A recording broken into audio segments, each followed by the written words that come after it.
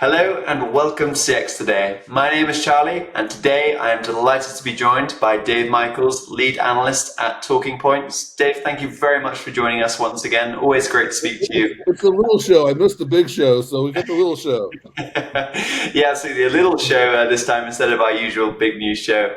But great to have you on and to dissect the topic maybe in a little bit more detail than we do in those big news show. And the reason why I've invited you to join us today is we recorded a conversation about 12 months ago when Microsoft launched its digital contact center platform. And around that same time too, Google launched its contact center AI platform. So yeah, I guess maybe let's start off first of all by looking at the Microsoft digital contact center platform. Well, that's it's been almost a year since that launched, but it also has its Dynamics 365 customer service, and it also has kind of its team certification program for contact centers. What do you make overall of in the past 12 months of their contact center strategy? Is it quite coherent to you, or because it kind of seems maybe a bit all over the place, if that's controversial to say? With Microsoft, it's always comprehensive, but it's always a long strategy, right? So, looking at the Microsoft Contact Center solution in the past year is kind of like, well, we're still in the first inning, or I don't know. You don't know what inning is in Britain, do you? But the first part of the match, and so they have a lot of pieces there. They've got you mentioned the Dynamics and Office. They've got Teams. They've got Nuance. They've got Azure. Their strategy, similar to Amazon, is your contact center should be where your data is, and so they're putting the pieces together. Amazon's been doing it for a lot longer. It has a lot more pieces and a lot more of a complete story, particularly when it comes to one of the most important channels, voice. And Microsoft still doesn't have a voice channel. So, but it's interesting because the whole industry, the industry's changed over time, and if you go back up 30 years, it was all about voice. It was all about the ACD. Today, no one's talking about ACD. No one's talking about skills-based routing. No one's talking about voice. It's all about digital channels, and that's kind of hurting the industry, the incumbents to some degree, because that was their moat. That was what they did that nobody else could do. And now that no one's talking about it, companies like Microsoft, we don't even have voice. Look what we can do. And other companies like Sprinkler, who started off very strong in digital channels, have expanded into voice, and now it's just kind of a checkbox feature. It's like we've got voice too. So that moat has disappeared. The new moat that's kind of forming is more around your databases and your digital channels, and Microsoft is well positioned there, at least in a Microsoft world, right? So if the customer has their data in Dynamics in Azure, then they have an advantage, just like Amazon has an advantage in their cloud. Yeah, I think there's lots of interesting things there, and also that trend that you noted, in terms of how voice is almost becoming deprioritized. I think the Variant's recent CCaaS announcement kind of is a good reflection on that in itself. But yeah, I think it's interesting. You made the comparison there with AWS. It'd be interesting to gauge your perspective on where you want to see Microsoft go in the next 12 months. You said it was a long-term plan, their contact center strategy. What would you like to see from them, in the next year or so? Well, I don't think a lot of the contact center aficionados are going to consider Microsoft a player until they have voice. They have all the pieces they need to do it. They know how to do voice. They didn't for a long time, but I actually think some people would disagree with this. I think it was actually the acquisition of Skype that brought them some good voice expertise, and they're obviously doing telephony pretty strong in Teams. They bought Metaswitch, and so they've got a lot of voice expertise in their company. So they could easily bring out voice if they wanted to.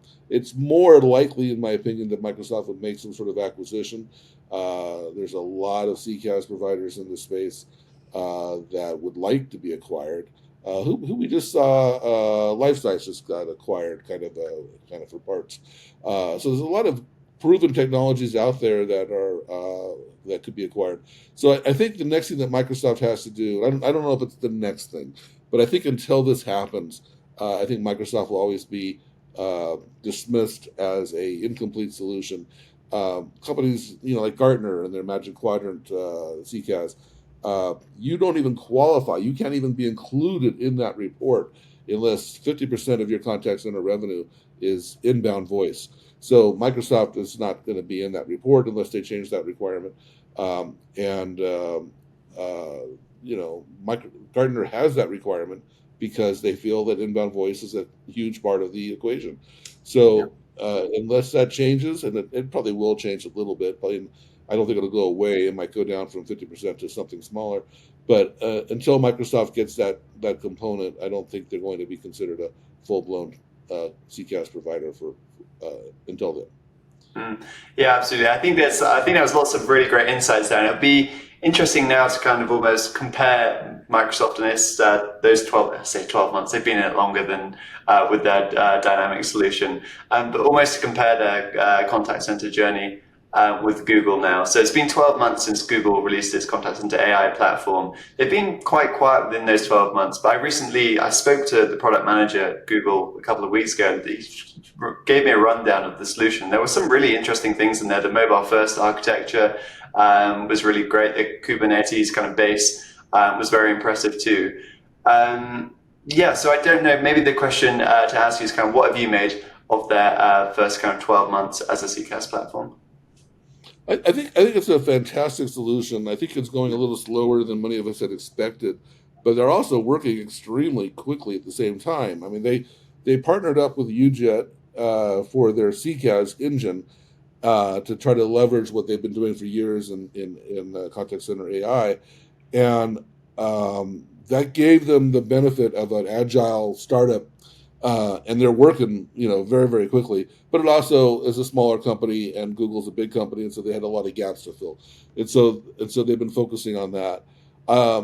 Every one of these companies that we talk about in CCaaS kind of has their unique set of strengths and weaknesses.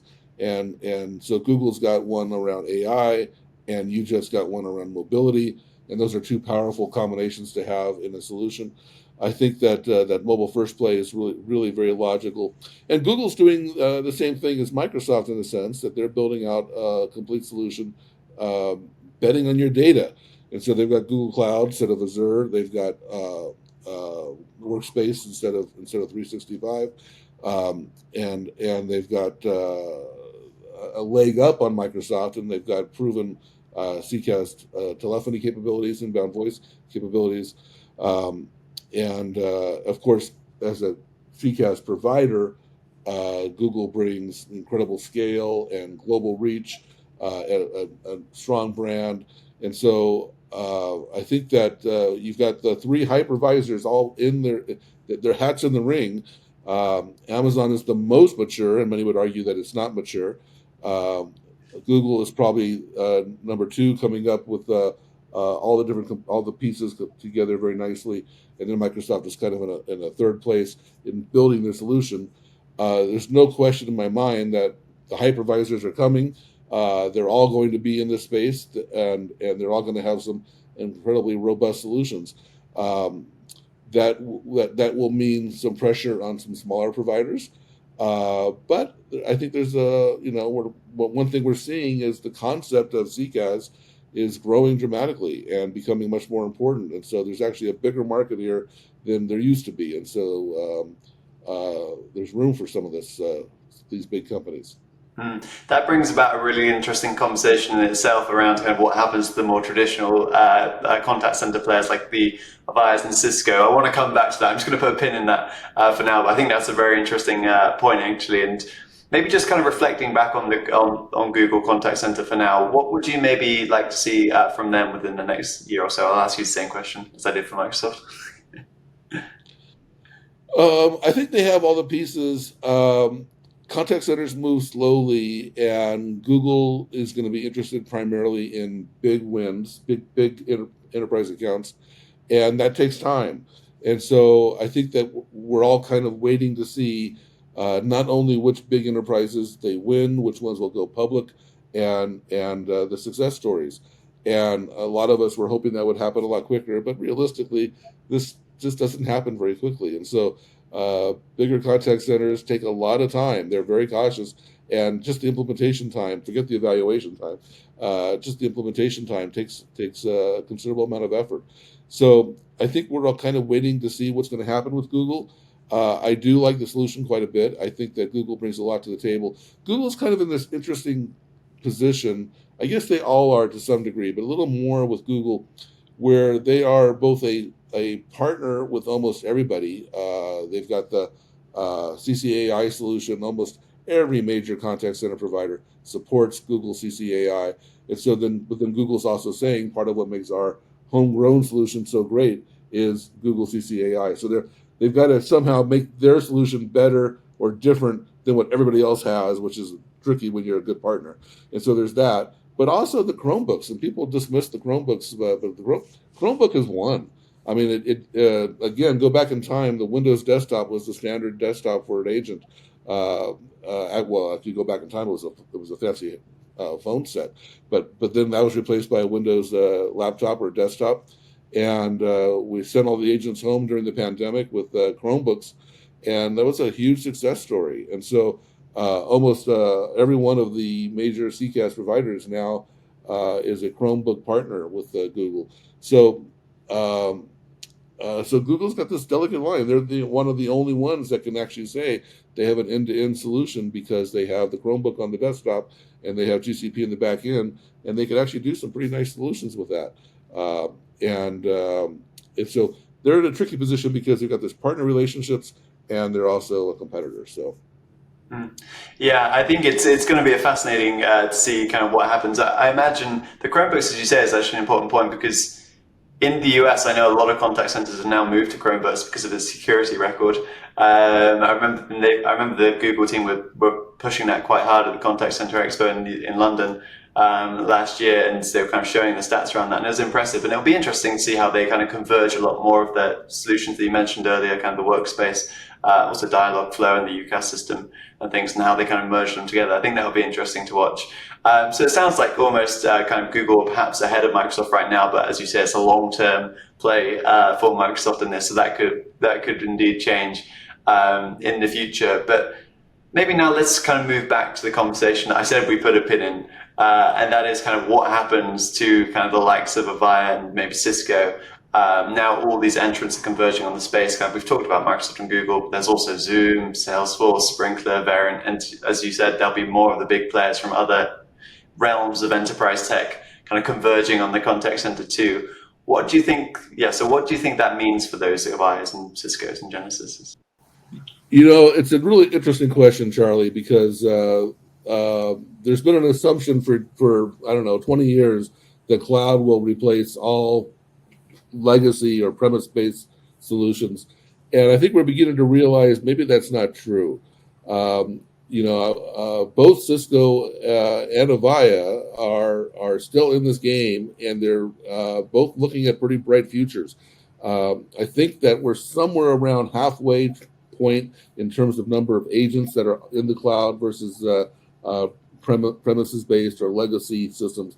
I gotta say, both the terms premises-based and legacy systems are very inaccurate. We need to come up with a better term. Private cloud is probably the best, but they're rarely premises-based solutions anymore. They're typically in a data center or private cloud, and they're not really legacy systems anymore. They've been getting updates and they've been evolving, and so we're finding that large enterprises prefer to control their own technology. In fact, we're seeing some of the larger CCaaS implementations go to a dedicated instance. And we're seeing, which is not that different than a private cloud. So the spaces are kind of moving toward each other.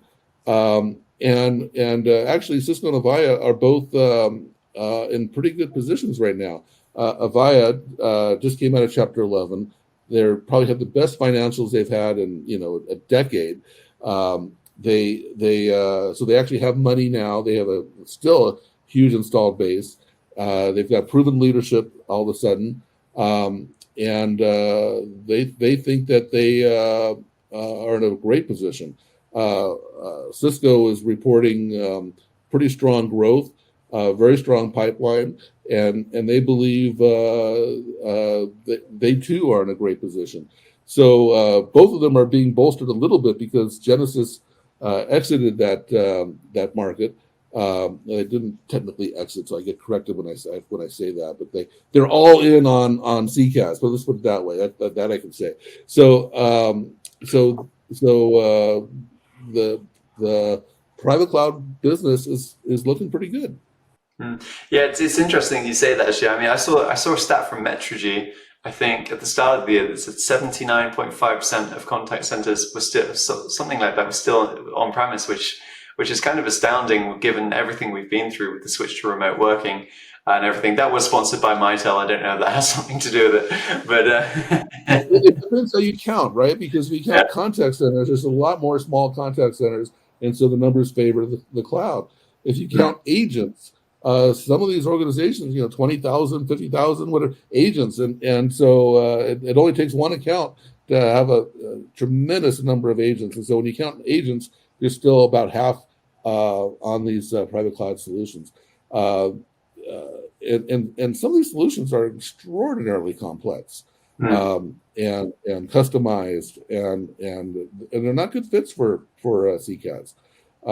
And so and the pricing models are different.